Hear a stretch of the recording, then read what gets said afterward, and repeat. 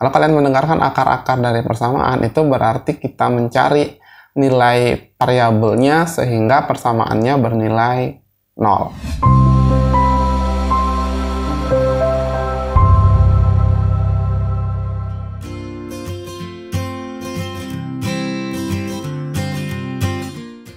Halo teman-teman, selamat datang di channel Ardimatika. Baiklah teman-teman, pada video kali ini kita akan belajar tentang persamaan eksponen lagi ya. Namun pada video kali ini kita akan belajar persamaan eksponen tak sederhana ya. Jadi di video sebelumnya kita belajar tentang persamaan eksponen sederhana. Nah di video ini kita akan belajar tentang yang tidak sederhana ya. Seperti apa? Nanti kita bahas ya.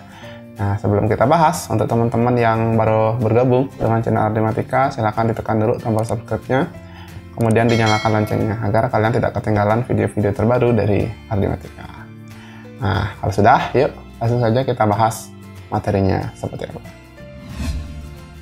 Ya, baiklah teman-teman, langsung ya kita bahas apa sih itu persamaan eksponen tak sederhana, gitu ya. Nah, di video-video sebelumnya kita sudah bahas bahwa ya namanya persamaan eksponen berarti suatu persamaan yang mengandung eksponen atau perpangkatan gitu ya. Nah, jika diimbuhkan dengan kata tak sederhana ya berarti yang sedikit rumit gitu ya. Jadi persamaan yang sedikit rumit. Nah, seperti apa bentuknya? Coba bisa dilihat di sini ya. Nah, jadi bentuknya kayak gini. Jika P AX pangkat 2 ditambah Q A pangkat X ditambah R sama dengan 0 gitu ya. Nah di sini kita bisa mencari X-nya ya. Dengan cara apa nih? Langkah-langkahnya gini. Yang pertama, cara yang pertama bisa teman-teman memisalkan si AX ini ya, yang ini, si AX ini sebagai suatu variabel gitu ya, suatu variabel yang lain. Misalnya A, bukan, kalau sudah A ya jangan lagi ya. Misalnya apa ya? Misalnya B misalnya ya, atau Z misalnya, atau apa terserah ya, variabel yang lain gitu. Jadi si AX ini, A pangkat X ini kita misalkan dengan variabel yang lain. Jadi nanti kan jadi persamaan kuadrat teman-teman. Jadi misalnya kalau kita misalkan sebagai Z, si A pangkat X nya Z, berarti ini menjadi BZ kuadrat ditambah QZ tambah R sama dengan 0 gitu. Oke, bisa dibayangkan ya. Nah, kemudian langkah kedua gimana? Langkah kedua adalah memfaktorkan. Nah, jadi kalau dia sudah bentuknya persamaan kuadrat, ini kan nanti jadi persamaan kuadrat nih ya. Kalau kita sudah misalkan si A pangkat X ini menjadi suatu variabel lain, dia menyerupai bentuk kuadrat. Ya memang persamaan kuadrat gitu ya.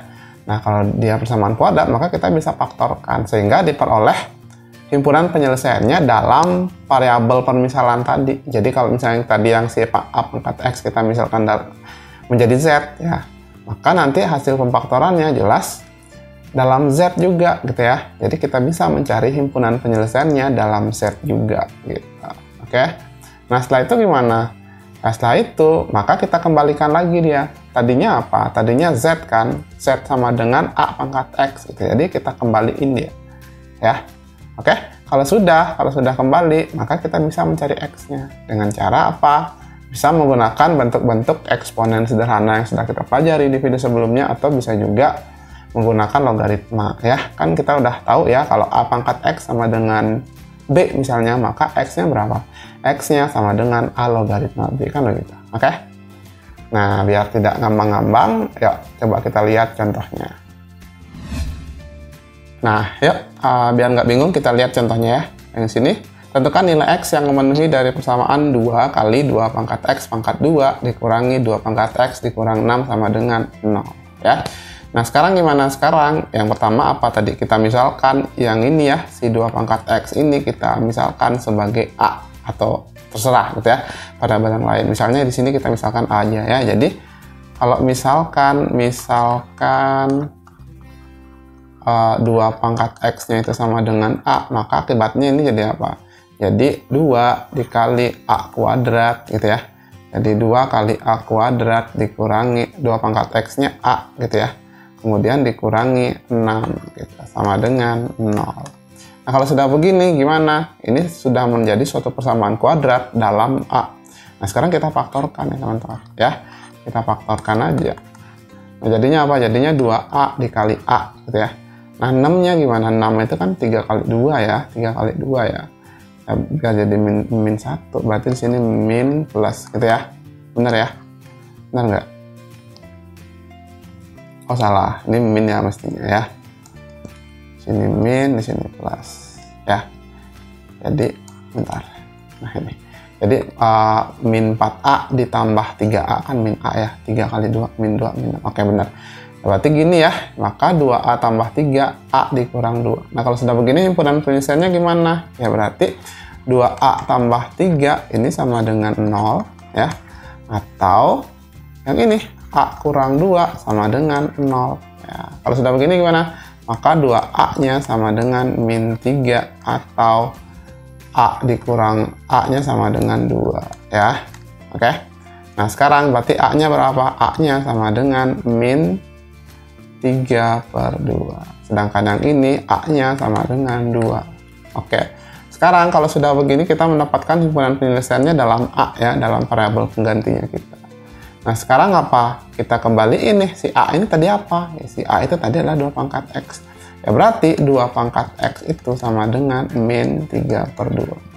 Atau 2 pangkat X itu sama dengan 2 gitu. Oke? Nah kalau sudah begini gimana? 2 pangkat X sama dengan min 3/2. Ada nggak yang memenuhi X-nya? Nggak ada dong, karena tidak ada bilangan pangkat berapapun yang hasilnya negatif ya. Atau kalau misalnya kita cari ini, jadiin log ya kan, X sama dengan 2 log min 3/2 kan gitu ya. Nah ingat kalau logaritma si numerusnya ini harus besar 0. Jadi ketika dia kecil 0 maka tidak ada yang memenuhi. Ini kita singkat sebagai TM ya. Tidak memenuhi ya. Nah berarti tinggal ini nih, 2 pangkat X sama dengan 2. Nah X-nya berapa? Ya berarti 2 pangkat berapa yang hasilnya 2 kan gitu. 2 pangkat berapa dong hasilnya 2? Ya 1 dong ya, berarti X-nya sama dengan 1. Atau kalau menggunakan logaritma ini bisa X-nya berarti sama dengan 2 log 2 gitu kan. 2 log 2. 2 log 2 berapa? Ya 1 gitu. Oke? Bisa ya? Jadi gitu, jadi kita misalkan dulu si 2 pangkat X-nya menjadi suatu variabel lain, kemudian kita jadiin dia persamaan kuadrat, kemudian faktorkan, dapat himpunan penyelesaiannya, kembaliin, dapatlah X-nya, gitu. Oke? Gampang? Yuk, biar mahir lagi, coba kita lihat contoh yang lebih rumit dikit, ya. Yuk, coba kita lihat lagi contoh yang ini, ya. Akar-akar dari persamaan 5 pangkat X tambah 1 ditambah 5 pangkat 2 kurang X ya sama dengan 30 adalah A dan B. Yang ditanyakan adalah A tambah B. Nah sekarang gini teman-teman, akar-akar ya, kalau kalian mendengar kata akar-akar itu berarti apa? Akar-akar persamaan ya. Kalau kalian mendengarkan akar-akar dari persamaan itu berarti kita mencari nilai variabelnya sehingga persamaannya bernilai 0 gitu. Oke, bisa dipahami? Jadi kalau akar-akar dari persamaan ini yaitu karena variabelnya X ya, berarti kita mencari nilai X yang memenuhi sehingga persamaan ini benar gitu ya. Jadi persamaan ini bernilai benar. Atau kalau misalnya yang 30-nya pindah ke sini itu menjadi 0 gitu loh. Oke? Nah coba gimana? Sekarang kita cari nih ya, kita cari nilai X yang memenuhi. Caranya gimana? Sama aja ya. Cuman ini bentuknya seperti ini, berarti kita bisa sedikit manipulasi teman-teman. Coba tulis ulang ya di sini. 5 pangkat X tambah 1 ya. Kemudian ditambah 5 pangkat 2 kurang X sama dengan 30. 30-nya saya pindah ke sini ya, jadi kurang 30 sama dengan 0. Ya. Oke. Nah, sekarang ini apa? 5 pangkat X tambah 1 artinya apa? Ingat, coba kalau misalnya kita punya A pangkat M tambah N itu artinya apa? Kalau sifat perpangkatan ya, kalau sifat perpangkatan, kalau pangkatnya dijumlah, bilangan pokoknya sama, apa? Itu kan berarti perkaliannya dong ya, A pangkat M dikali A pangkat N gitu. Oke? Benar ya? Nah sekarang berarti kalau yang ini 5 pangkat X tambah 1 ini bisa kita ubah jadi 5 pangkat X dikali 5 pangkat 1 gitu ya. Nah ditambah ini juga begitu nih sebaliknya. Berarti kalau kurang dia bagi kan, berarti 5 pangkat 2 per 5 pangkat X gitu ya.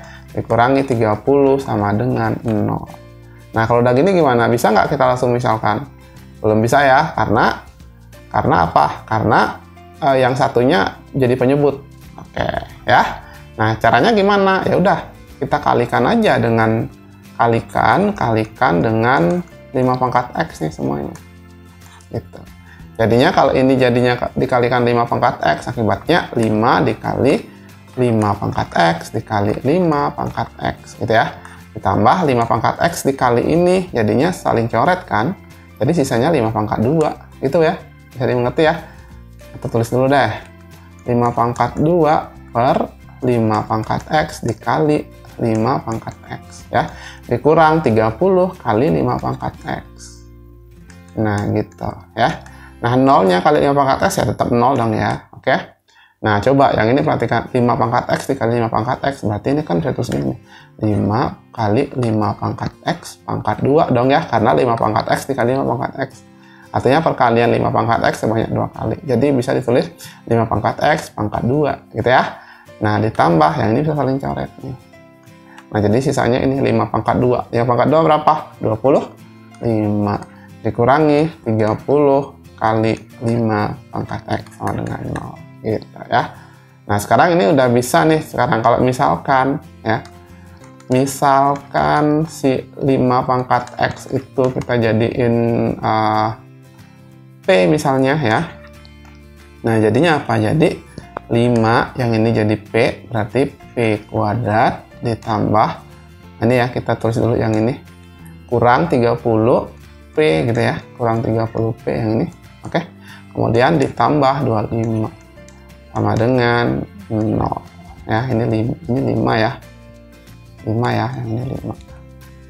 Oke, ini bisa kita sederhanakan nggak? Bisa ya, bagi 5 aja, berarti P kuadrat dikurang 6P ditambah 5 sama dengan 0 ya. Nah, ini kalau kita faktorkan jadinya gimana? Kita faktorkan sama dengan 0, maka P dikali P, kemudian biar jadi min plus 5, berarti gini ya, min 5 min 1. Oke, berarti P-nya berapa? Maka P sama dengan 5 atau P-nya sama dengan 1. Oke, nah sekarang kita dapat nilai P-nya. Nah, sekarang kembalikan ya, kita sudah dapat nilai variabel lainnya itu P. Nah, sekarang kita kembaliin dia. P tadi apa gitu loh ya. Nah, P tadi adalah si ini 5 pangkat X, ya kan? P itu adalah 5 pangkat X. Ya, berarti kalau begitu 5 pangkat X sama dengan 5 atau ya, jadi ini 5 pangkat X sama dengan 5 atau 5 pangkat X sama dengan 1. Gitu. Bisa dipahami kan?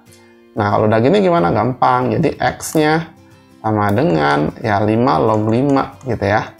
Atau X-nya sama dengan 5 log 1. Nah, ini kita udah pelajari nih sifat-sifat logaritma kan, bahwa 5 log 5 berarti 1, atau 5 log 1 berarti apa? 0 ya. Jadi 0 gitu. Jadi nilai X yang memenuhi sehingga persamaannya menjadi 0 itu adalah 1 dan 0.